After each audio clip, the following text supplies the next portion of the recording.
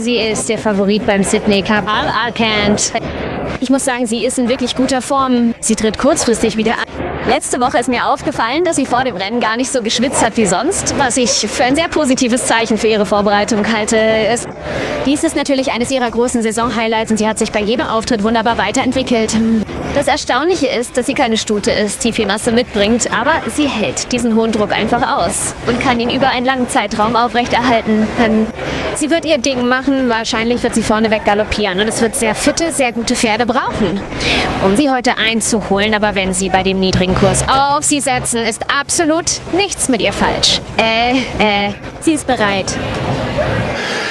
Nun, beim Sydney Cup setze ich einfach auf diese sehr fortschrittliche Stute LL Candy. Sie kennen ihren Stil, sie wird abspringen, nach vorne gehen. Und Tim Clark wird versuchen, das Rennen komplett zu dominieren. Wie sie es beim Chairman's Quality getan hat, da zeigte sie keinerlei Anzeichen, dass sie nachlässt. Ich denke, Duke de Cesare wird sehr gut positioniert sein. Azakawa ist ihr Zielrennen. Und Tajanis war in Neuseeland über die 2 Meilen enorm stark. Aber ich denke, Alukans wird abspringen, führen und gewinnen. Okay, sie setzen hier immer noch auf. Sieht Tim? Nein, die ist ein bisschen schwächer. Die steht jetzt bei $300, während Asakawa zuletzt fester wurde, jetzt bei $6,50. Und Duke de Cesare hat sich heute wahrscheinlich am besten entwickelt und ist jetzt eine 7,0er Chance. Okay, $7 für Duke de Cesare und über 3er für Alukans. Arance. Hier ist der Wettmarkt für Harvey Norman. Und mit Duke de Cesare fangen wir an. Harry Coffey, Cannonbach. Ja, er hatte Anfang der Woche am Dienstag nach der Startplatzvergabe zweistellige Kurse. Also er ist ein Caulfield Cup-Sieger. Ich denke, er bringt eine echte Klasse in dieses Rennen. Es ist sein erster Versuch über. Das kann ich sehen. Aber er ist im richtigen Stall, um bei Kiana Maher die Bestform für diese großen 2-Meilen-Rennen zu erreichen. Und ich denke, der Rennverlauf sieht gut für ihn aus. Ja, und wie erwartet sieht Ronny hier im Führing super entspannt und locker aus. Oh, man kann sein Aussehen. Hier ist Rapper How Rachel King von Dean Baker. Noch einer ganz nah dran an der Mannschaft. Da schlägt sich die Saison gut ohne Sieg und war vor 2 Jahren in diesem Rennen 2,8 Längen hinter Explosive Jack. Also ich glaube auch nicht, dass er auf diese Distanz hoffnungslos ist. Er sieht immer noch schön. Ja, ich könnte nichts gegen ihn sagen. Okay, jetzt die Nummer 3. Nicht im Paddock oder hier. Also gehen wir zu Nummer 4. Circle of Fire, dem Sydney Cup-Sieger vom letzten Jahr. Jason Collette, Kieran Maher. Ich finde, er präsentiert sich perfekt. Er hat hohe Quoten, nur wegen der Startbox hier. Ich denke, er wird nach vorne gehen.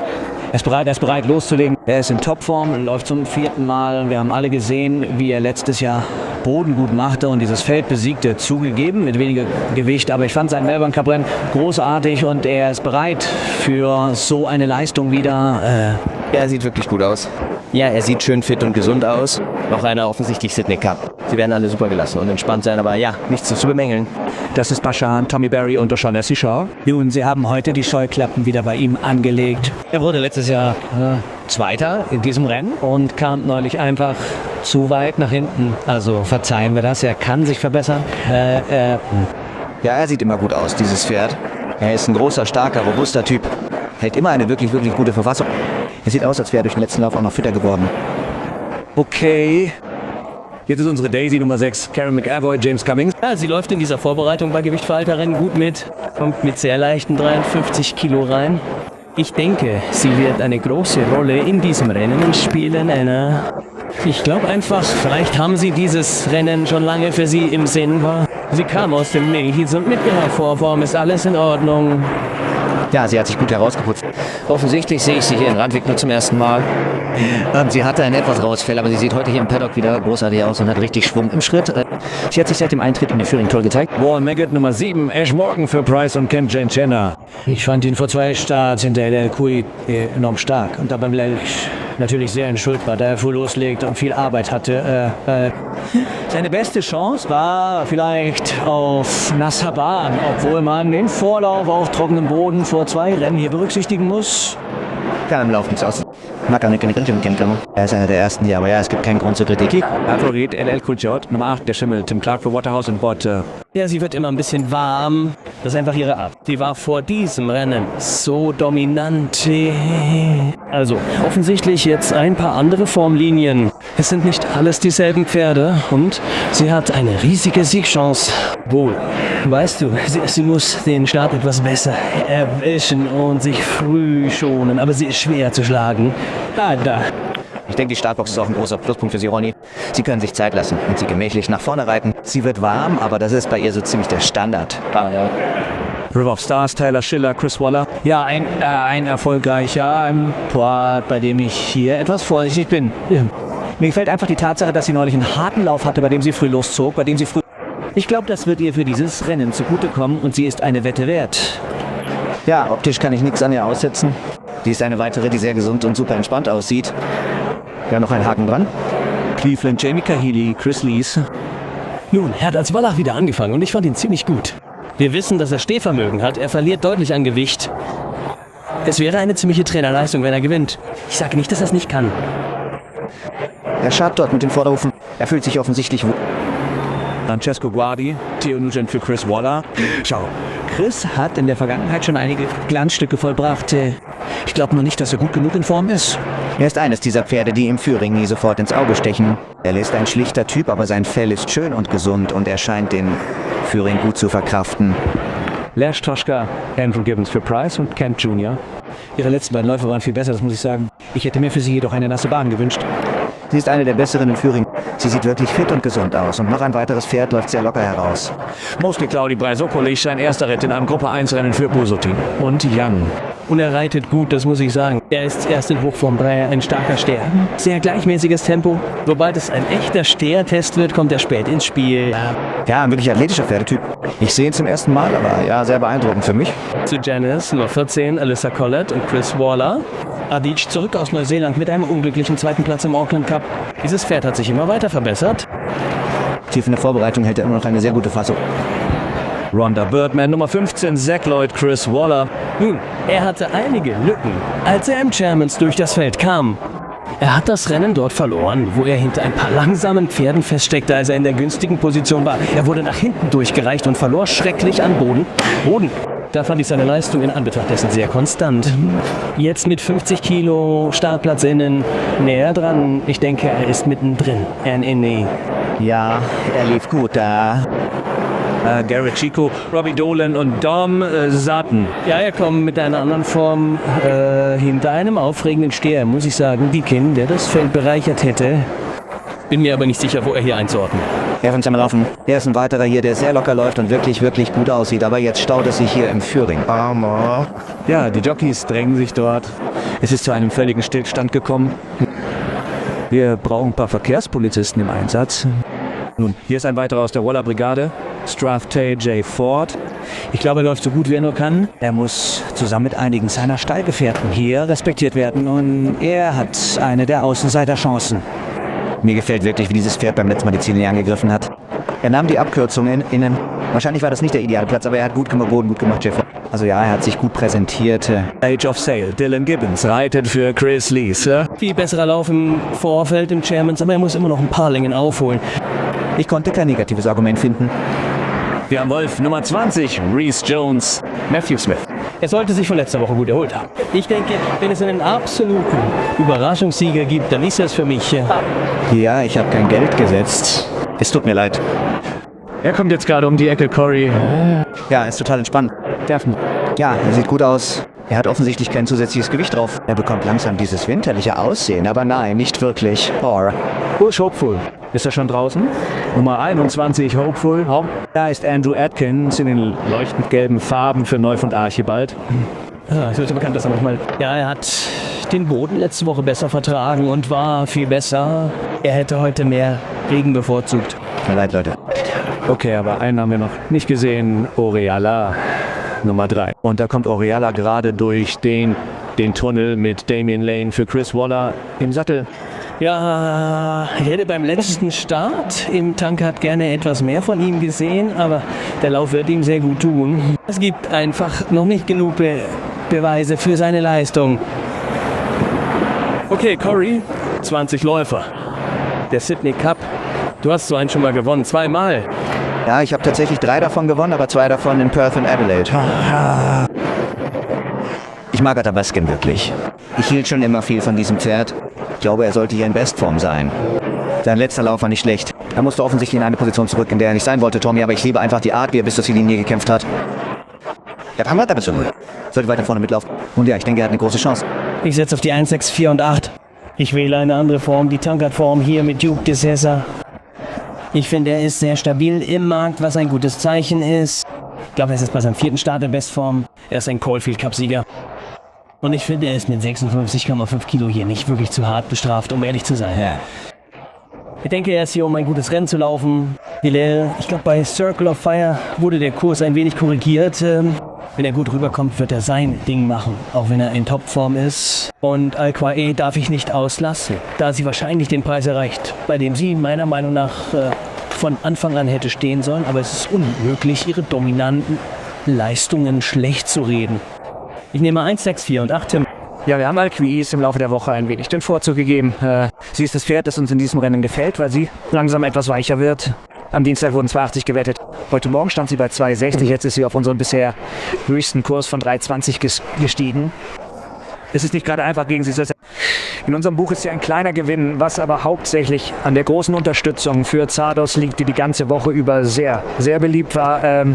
$8 am Dienstag, $7 heute Morgen und jetzt eine 6,50 Quote. Sie ist unsere einzige Verliererin im Buch und das mit einem ziemlich hohen Betrag. Beim Whirlpool ist sie niedrig quotiert, 5,80 sehr leicht dagegen zu wetten. Die beste Bewegung heute gab es bei Duchesse von 8,50 auf 7. Von 8 am Dienstag wurden sogar $11 auf ihn gesetzt. Birdman hat sich unter der Woche gut gefestigt von 15 auf 15. Ein paar Pferde, auf die heute bei längeren Quoten spekuliert wurde. Circle of Fire von 16 auf 14. Es gab gute Unterstützung. Arthur Bishop von 26 auf 16. Strate von 23 auf 17. Das sind die 3 größten Bewegungen bei höheren Quoten. Aber am stärksten gewettet im Sydney Cup ist Duchesse. Eine 6,50 Quote bei tap.com.au. Der Favorit geht jetzt noch ein Stück weiter raus auf 3,30. Okay. Die Strecke beträgt 2 Mal. Sie starten direkt neben der 1000 Meter Marke. Tatsächlich ein kleines Stück innerhalb der 1000. Michael, wo genau ist das? Es ist die 900 Meter Marke. Ich glaube, es ist etwa die 900 Meter Marke oder auf der eigentlichen Bahn. Da ist sie an der 900 Meter Marke. Also ein Stück unterhalb des Starts am 1000 Meter Ausgang. Hey. Und Shani ist mit diesen Galoppern herumgeritten. Sie sollten alle topfit aussehen, Shani. Hey. Das tun sie in der Tat. Ich versuche gerade anzuhalten. Greg, ich bin in 10 Sekunden wieder bei dir. Sag mir nicht, Max ist durchgegangen. Nein, ist er nicht. Aber er ist ein bisschen eifrig. Er war heute tatsächlich ziemlich eifrig, ein bisschen frisch. Aber ich komme jetzt gerade an und du hast recht. Sie sind alle absolut. Du hast ihn auf die Minute genau trainiert. Ich habe ihn auf die Minute genau. Du hast ihn bereit gemacht, damit er am Sydney Cup Tag im Bestform ist. Ich glaube, er könnte es fast so laufen, wie wir gerade hier rumgekommen sind. Okay.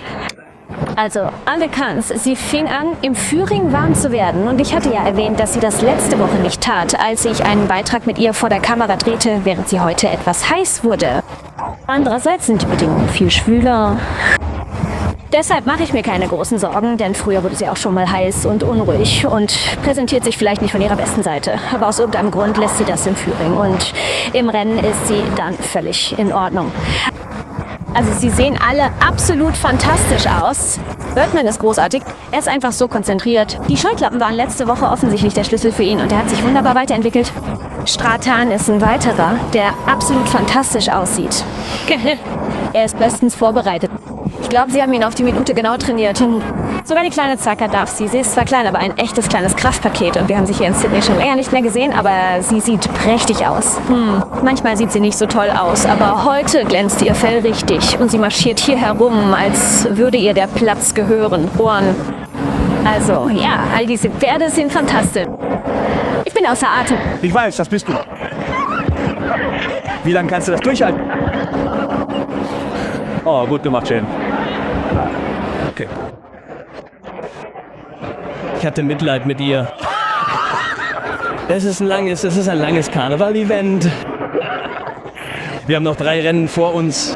Das große Rennen kommt gleich danach, das Queen Elizabeth. Sag mal, Ronny, ist sie das? Beim LL Kench. Man kann deutlich sehen, wie sie am Hals und unter dem Bauch schwitzt. Nun, sie hat schon früher gewonnen, obwohl sie so geschwitzt hat. Ich würde mir darüber keine allzu großen Sorgen machen.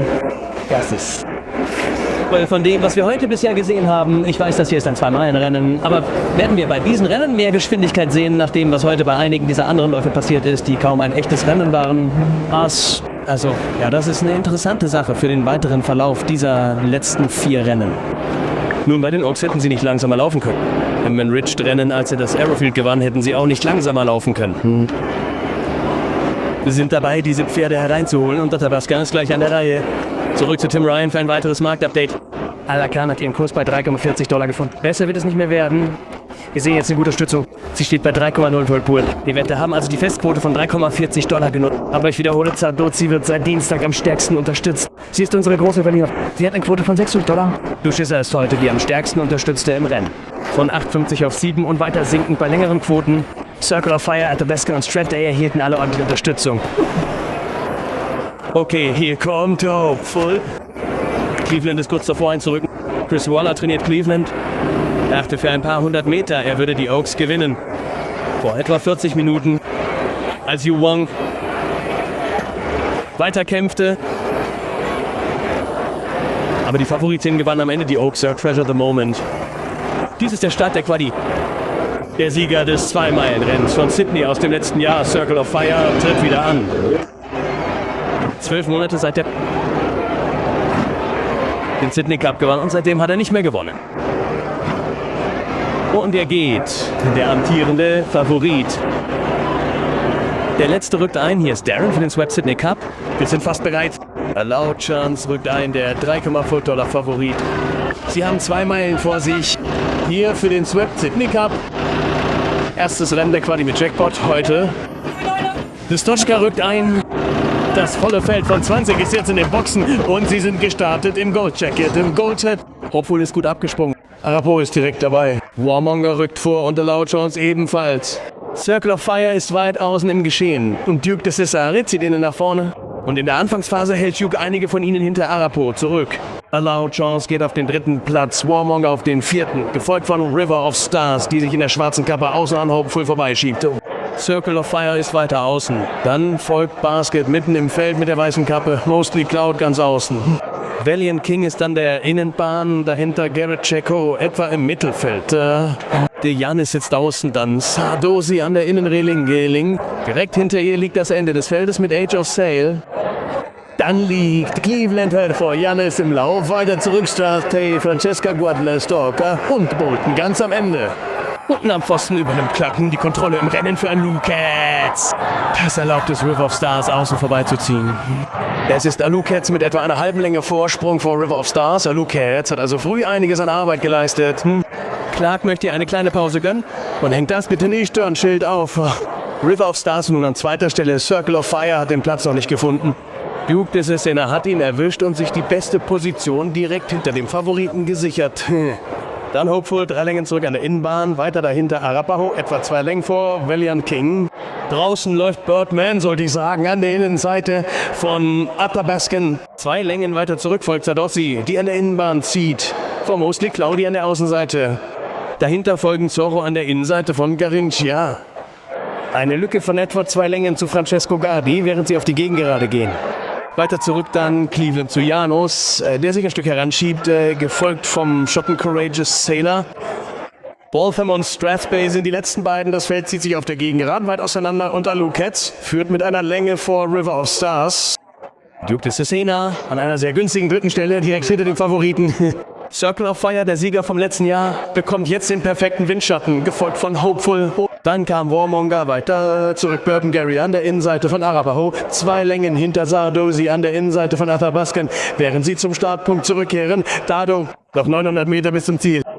Hinten im Feld befinden sich Mostly Claudi, Francesco Guardi, Chico Desjardins, der außen unter Druck steht, dann Cleveland, Last Start, Age of Sail, Waltham und Strathspey als letzte, etwa 20 Längen hinter der Spitze. Athabascan bekommt von Clark bei der 600-Meter-Marke jetzt mehr Zügel. Sie liegt eine Länge vor River of Stars, die zur Verfolgung aufgedreht haben. Dann Circle of Fire, Duke de Cesaret schlüpft innen an der Schiene entlang vor Athabascan. Vor Athabascan. Jetzt beginnen die Läufer weit außen mit ihrem Angriff. Warmonger, Mostly Claudi und Cleveland ziehen ganz nach außen. Lucas liegt also in Führung, liegend vor River of Stars ein. Lucas, sie könnte am Ende ihrer Kräfte sein. Ja, River of Stars und Arapaho sind aufgerückt. Athabascan mischt vorne mit. Ganz außen kommt Cleveland mit einem starken Lauf, Mostly Claudi auch, aber Arapaho zieht davon. Es ist Arapaho, 2-3 Längen Vorsprung im Sydney Cup. Arapaho, zweiter Anlauf beim Sydney Cup und heute ist sein Tag. Arapaho, ein großer Sieger. Holliston mit hohen Quoten auf dem 2. Platz. Athas, 3. und Mostly Claudi. Athabascan weiter zurück. Dann Garrett Checo, Birdman, Circle of Fire. Hellschillen weit hinten. Cleveland, Circle of Fire. Sie sind weit hinten. Cleveland strauchelte. Abi strauchelte. Kommt noch einmal etwas auf. Duke de Sessa ist zurückgefallen. Seidelau, TSA weiter zurück. Hegelau, Taunala, Saal, Tidras, Rostova, Age of Sail und Francesco Gardi war letzter. Hampshire. Arapaho hat den Sydney Cup gewonnen. Eine große Woche für Bjorn Baker. Er hat den Doncaster und den Sydney Cup in einer Woche gewonnen. Der Rachel King gewinnt ihren zweiten Sydney Cup. Sie gewann vor 3 Jahren auf Knights Order für Guy Waterhouse. Ja, man sagt mir, sie können hier einen Bahnrekord gelaufen sein. Nimm Bein. Der Bahnrekord wurde gehalten von Frauen. Shotty Barman mit 3:20. Lane Loads, Afia Motte. Sie könnten den Bahnrekord hier mit 3:19,3 gebrochen haben.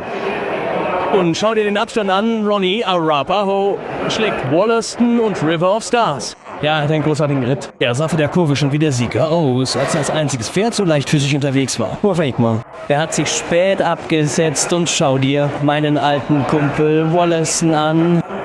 Wollaston sucht eine Lücke.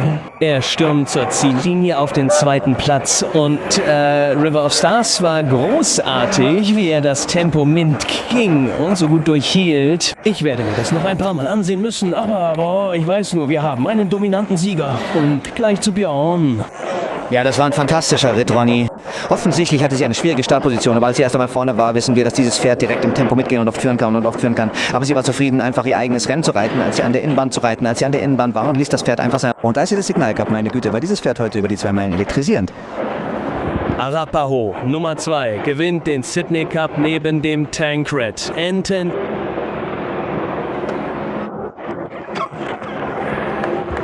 Hat Arapaho trainiert, um ein weiteres Gruppe 1 Rennen zu gewinnen. Und Rachel King im Sattel Nummer 20. Wollaston. Großartige Trainingsleistung von Matthew Smith und Reece Jones. Ein echter Steher, Wollaston. Und Nummer 9 ist Dritter geworden. River of Stars, Chris Waller und Tyler Schiller und Tyler. Vielleicht kommt das Beste für River of Stars erst noch. Erst der 2. Start in Australien nach dem 7. Platz im Tancred.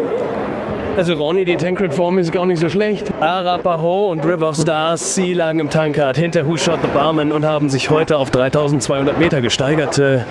Ja, die Tankard-Form dieses Jahr gefällt mir wirklich gut. Ich habe nur die falschen Pferde identifiziert. Ein Richter sagt, er hatte dort seine Chance, wurde aber überspurtet, genau wie ein paar andere. Aber Arapaho war schon einmal und er ist im Sydney Cup gut gelaufen. Hala. Ich muss mir diesen Ritt noch einmal in Ruhe ansehen. Aber als ich ihn bei der 800 Meter Marke sah, war er in einer großartigen Position. Ja. Er hielt sich aus dem Kampf heraus, bereit zum richtigen Zeitpunkt anzugreifen.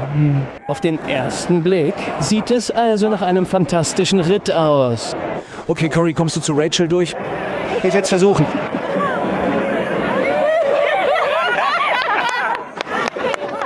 Du musst auf ihren Ehemann warten.